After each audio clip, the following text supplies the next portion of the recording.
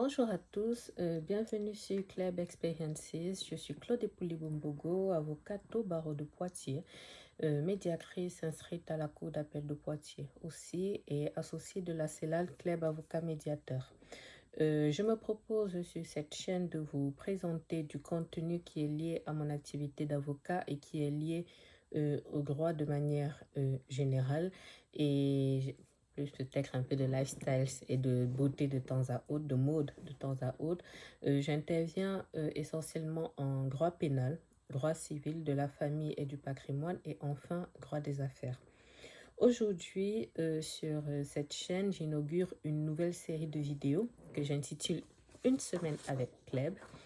Et ce sera en fait des vidéos et vlogs en fait dans lesquels je vous filmerai mon quotidien professionnel durant quelques jours. Donc la moyenne, ce sera une semaine et ça vous permettra en fait d'être un petit peu en immersion dans mon quotidien professionnel.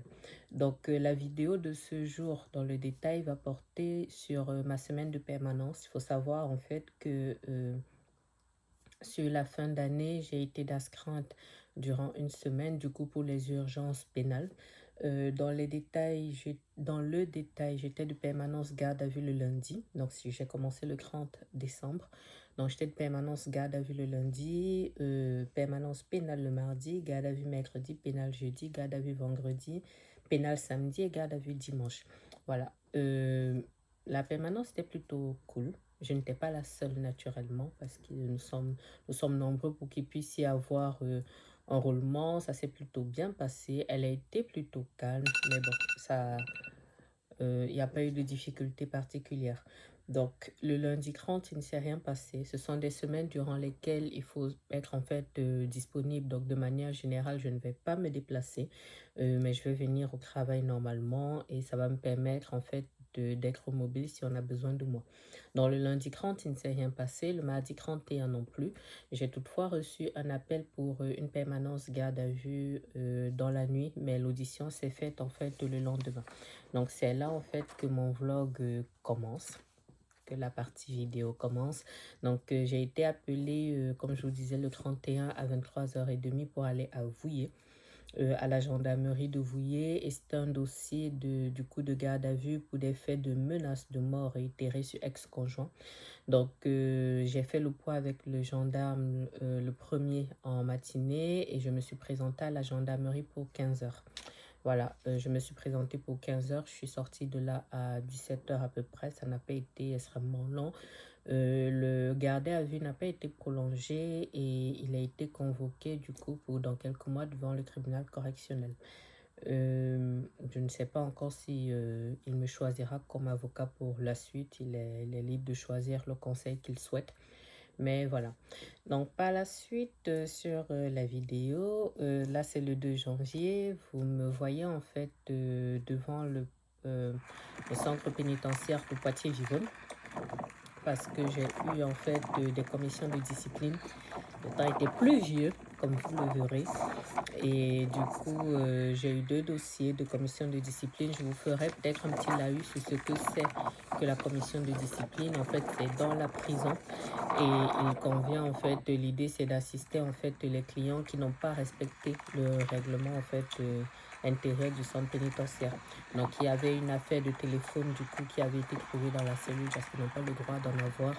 Ils n'ont pas le droit d'avoir des téléphones mobiles, mais après, ils ont accès, en fait, à des cabines et puis c'est rechargé. Ils enregistrent, en fait, les numéros des membres de leur famille ou de l'entourage ou de leur avocat, des personnes qu'ils ont besoin de contacter, mais c'est contrôlé en fait au niveau du centre pénitentiaire. Donc lorsqu'on fait une fouille en fait dans la cellule d'un détenu et que on retrouve en fait des téléphones, il y a violation du règlement intérieur et c'est sanctionné en commission de discipline.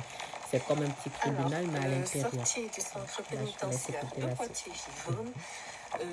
Il est quasiment 11h. J'ai eu 2 dossiers à traiter. J'ai eu 2 dossiers à traiter. Un dossier, du coup, les 2 dossiers.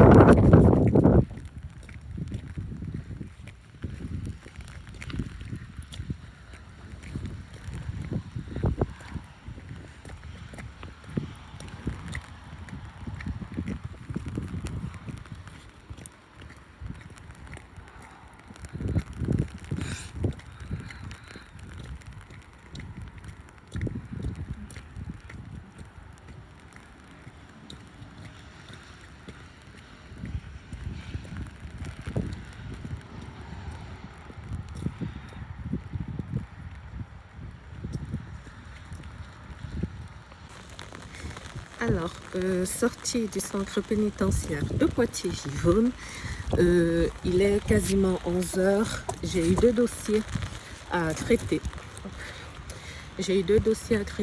Un dossier du coup, les 2 dossiers en commission de discipline, un dossier de détention de téléphone portable et un dossier de refus de sortie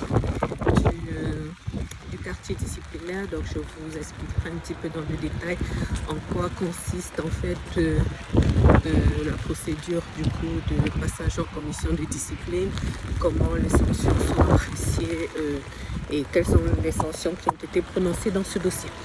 Mais je me bats d'abord contre la pluie. Alors, petit détour au palais de justice. Je viens là pour 2 dossiers. Un devant faire l'objet d'un renvoi du coup devant le tribunal correctionnel et un autre devant la cour d'appel. C'est un rejet de demande de mise en liberté. J'essaierai de m'opposer pour vous faire un point là-dessus. Il pleut énormément. Je ne peux donc pas énormément filmer. À tout à l'heure. Alors, je suis présentement au palais de justice. C'est relativement calme. C'est la raison pour laquelle je me permets de faire en fait cette vidéo-là.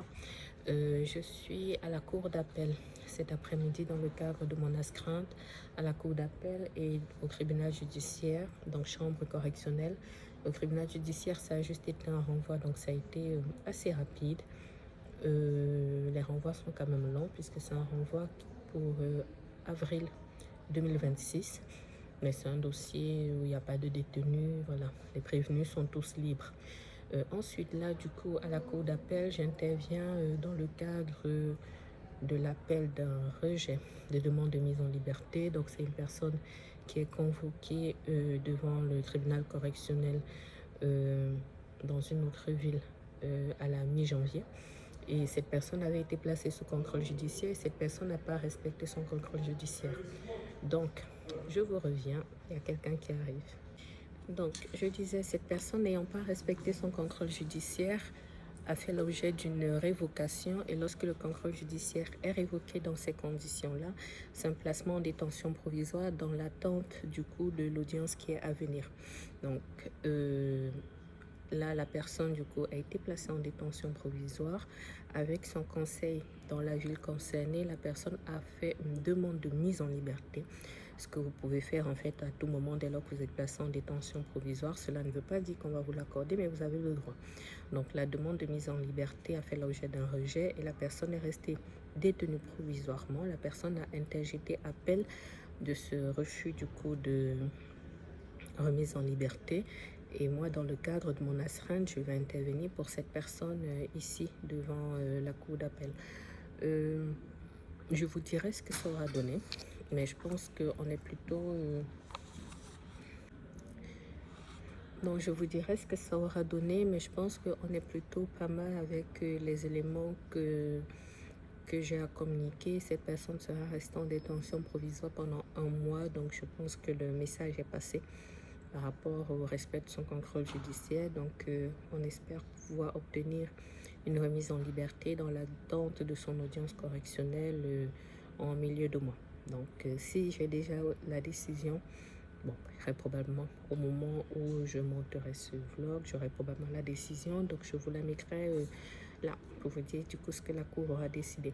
À la suite de ça, j'enchaîne du coup pour une garde à vue à Chauvigny. C'est une commune qui est à peu près une vingtaine de minutes d'ici, donc c'est largement jouable. J'ai prévenu le gendarme, puisque c'est la gendarmerie de Chauvigny. J'ai prévenu le gendarme en lui disant que j'étais au palais de justice cet après-midi. Donc dès que je sors d'ici, je l'appelle et je trace là-bas. Donc ça aurait été une journée relativement chargée, même si la semaine aurait été calme. Donc je vous dis à plus tard et si vous avez des questions sur ces procédures dans le détail, vous me les posez. À plus tard. Alors, fin d'audience, cour d'appel de Poitiers, chambre des appels correctionnels. C'est maintenant que je pars du palais, il doit être 18h30 à peu près. Et c'est maintenant que j'enchaîne à Chauvigny pour la garde à vue. Voilà, ça a pris beaucoup plus de temps que prévu, donc il faut que je cours pour rattraper la garde à vue car je suis attendue depuis au moins 1 heure, 1 heure et demie. Les aléas du direct, mais bon. c'est le principe lorsqu'on est d'astreinte sur la semaine. Et puis, même si c'est long, on va faire avec et puis on va s'adapter. Je vous tiendrai informé. Ah oui, pour l'audience du coup devant la Chambre des appels correctionnels, c'était l'appel suite à un rejet de demande de mise en liberté. Donc la décision a été confirmée. Sans en dire trop, ça se comprend. La décision de la Cour d'appel se comprend. Mais bon, c'était mon job de soutenir le contraire. Donc le nécessaire a été fait. J'ai donné tout ce que j'ai pu. À plus tard. Alors, fin d'audition, il est 20h54, on va dire 21h. Pardon. Donc, fin d'audition, je pars de la gendarmerie de Chauvigny. Je suis très fatiguée, mais c'est le concept. Donc, je pense que pour ce soir, je pense qu'on est bon et puis on repart demain. J'espère qu'il n'y aura pas d'appel entre-temps, mais la garde à vue qui est en cours se présente pas forcément très bien pour mon client, mais bon, on reste combatif et on reste concentré jusqu'au bout. Je vous tiendrai informé à plus tard. Alors, de retour ici.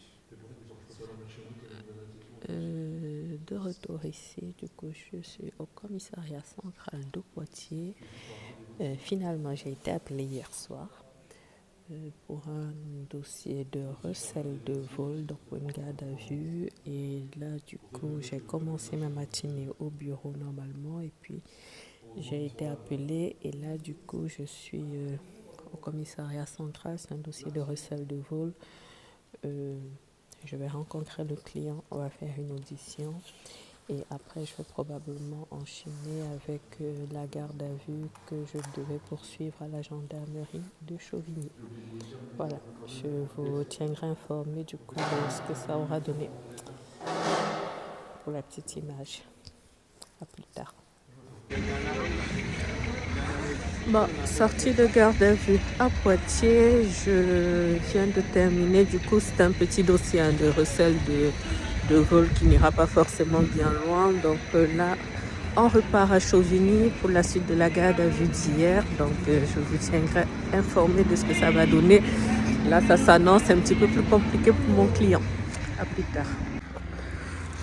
Alors, 14h25, sortie de la gendarmerie de Chauvigny. On va attendre la décision du procureur de la République. À ce stade, je pars soit sur ce qu'on appelle une COPJ, je vous expliquerai, ou alors une CPVCJ. Ça veut dire une convocation en fait qui est délivrée par le procureur de la République et avec un placement sous contrôle judiciaire. Donc, pour le moment, c'est là-dessus que je vais en termes d'hypothèse de travail et je vous dirai par la suite ce que le procureur aura décidé pour les poursuites. Voilà, je vous explique tout ça dans le détail par la suite. Alors, nous sommes samedi le 4 janvier, il est 17h30. Donc, palais de justice de Poitiers, j'ai été appelée pour une révocation de contrôle judiciaire. Donc, je vais vous expliquer dans le détail ce que c'est. C'est une personne qui avait été interpellée, déférée devant le procureur de la République pour des faits de violence conjugale. Et la personne était convoquée du coup à une autre date pour être jugée. Et dans l'intervalle, en fait, la personne a été placée sous contrôle judiciaire. Donc ça veut dire en fait que la personne a été laissée libre, mais la personne avait des obligations à respecter. Donc parmi ces obligations, il y avait l'interdiction de rentrer en contact avec sa victime. Et quand vous ne respectez pas le contrôle judiciaire, cette mesure peut être révoquée et vous pouvez être placé en détention provisoire. Donc c'est ce qu'on va voir là. Je vous reviens. Alors, 18h43, je suis toujours au palais de justice, mais le juge des libertés de la détention est en train de délibérer. Donc ça se présente plutôt mal parce que c'est une procédure qui repose sur de la flagrance. Ça veut dire en fait qu'on constate matériellement les faits, donc c'est moyennement compliqué à contester. Donc j'ai quand même essayé de limiter la casse en essayant de brouder pour qu'on lui donne une chance, blablabla. Ça se présente plutôt mal, mais bon, on verra bien ce que ça va donner. Parfois, on a des juges qui... Voilà. Voilà, donc comme je vous disais, c'est une procédure dans laquelle la personne est convoquée dans quelques mois devant le tribunal correctionnel et dans l'attente du coup de l'audience à venir, la personne avait des obligations à respecter. La personne n'a pas respecté ses obligations, donc le procureur demande la révocation du contrôle judiciaire. Ce n'est pas nécessairement quelque chose qui est automatique, mais il faut savoir que dans certains types de procédures, on va dire ça comme ça, les procureurs sont un peu plus sévères. On va dire ça comme ça, d'autant plus que là, on est sur un dossier de violence conjugale et que ce sont des causes, je ne vais pas forcément dire causes nationales, mais ce sont des causes pour lesquelles les parquets sont extrêmement sévères, ce qui est totalement normal. Donc, ils ne laissent pas passer grand-chose lorsque on vous donne déjà la chance d'être placé sous contrôle judiciaire. Il faut que vous teniez à carreau. Donc voilà, soit je vous mettrai un petit mot, soit je vous dirai en sortant d'ici ce que ça aura donné. Donc je pense que d'ici un quart d'heure maximum, je serai sortie d'ici et ce sera tout pour aujourd'hui. Demain, qui est le dernier jour de ma permanence, je suis de permanence garde à vue en particulier. Ça devrait rester relativement calme. On croise les doigts, mais bon, voilà. Alors, il est quasiment 19h, donc sortie du palais de justice sous la pluie, sinon c'est pas drôle. Donc, sans surprise, la personne a été placée en détention provisoire.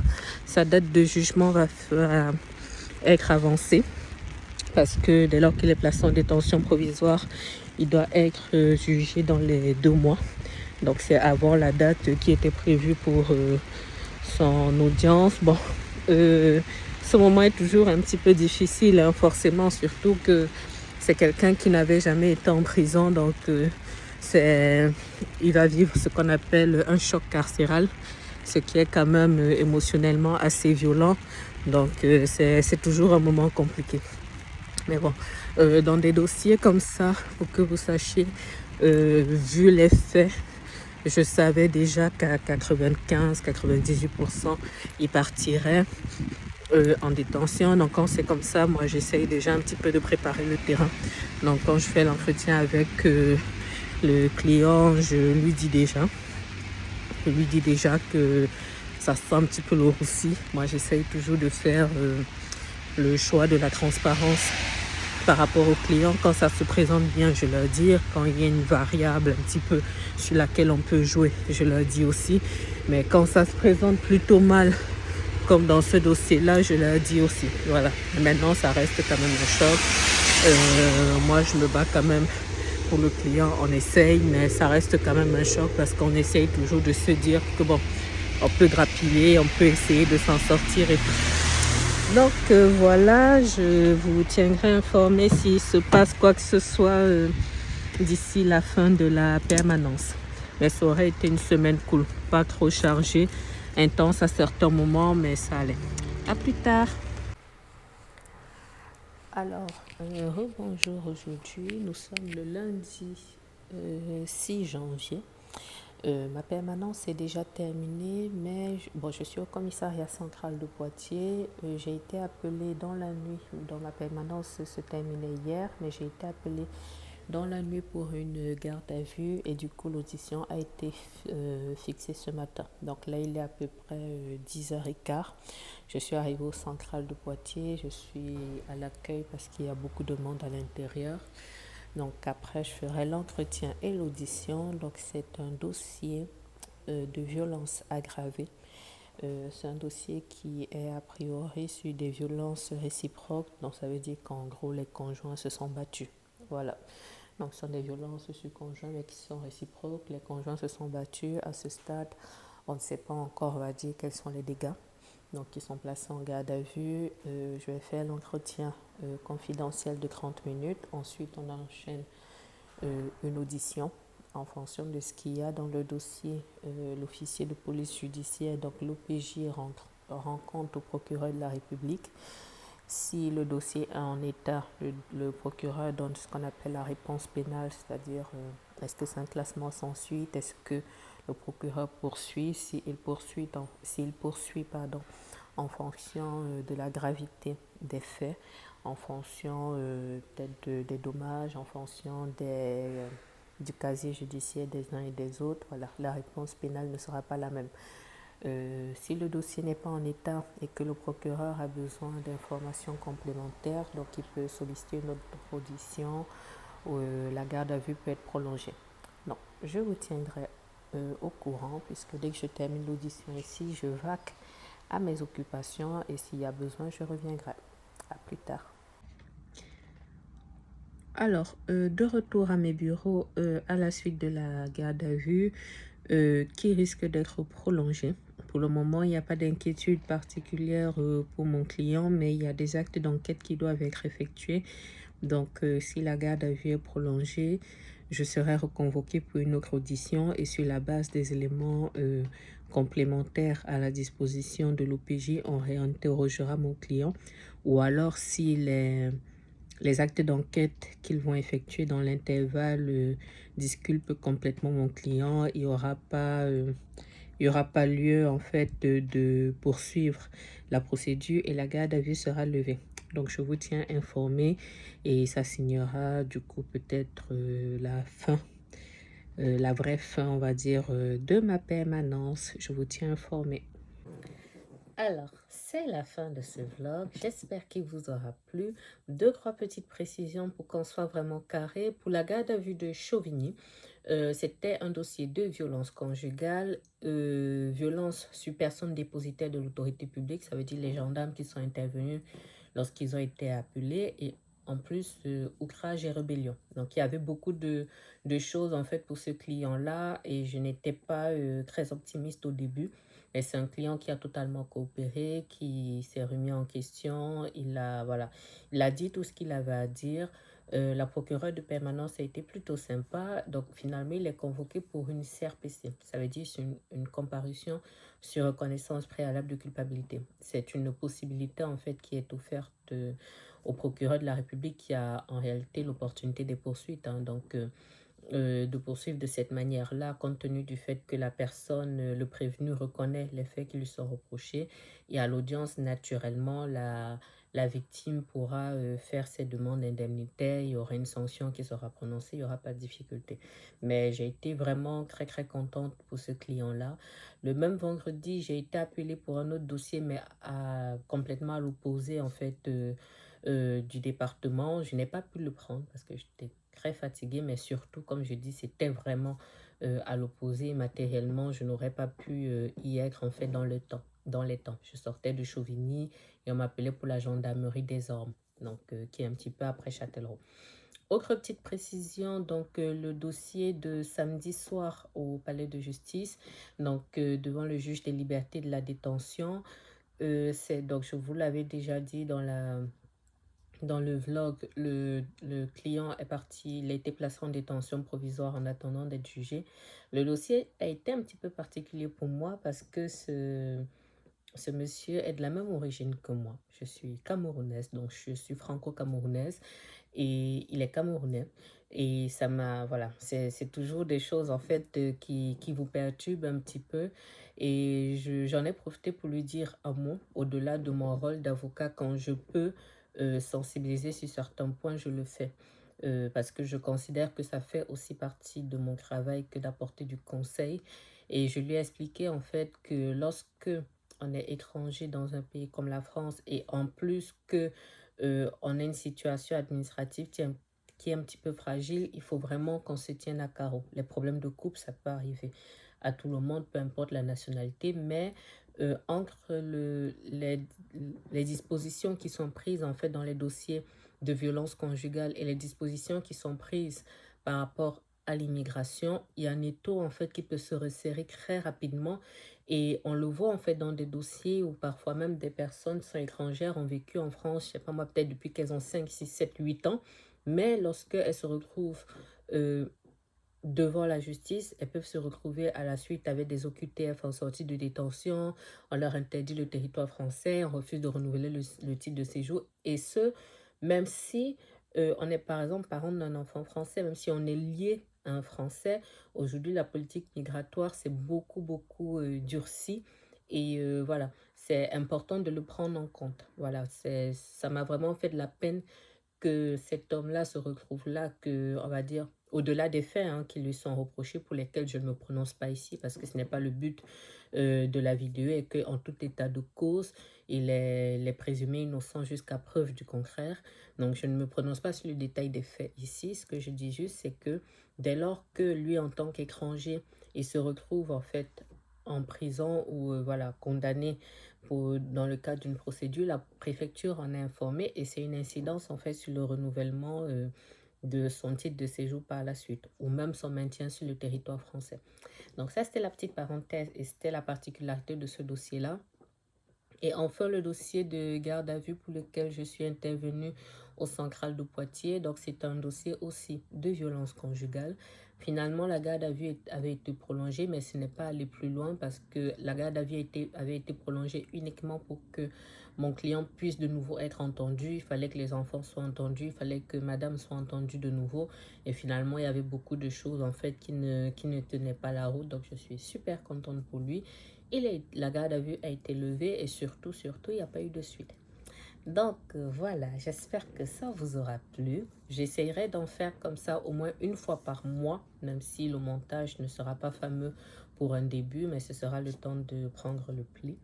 Donc à vous lire dans les commentaires, toujours dans le respect, comme je le dis, sinon c'est blocage. Je vous souhaite une bonne fin de journée ou de soirée en fonction du moment où vous regarderez cette vidéo, et je vous dis à bientôt. C'est Club Experiences. Au revoir.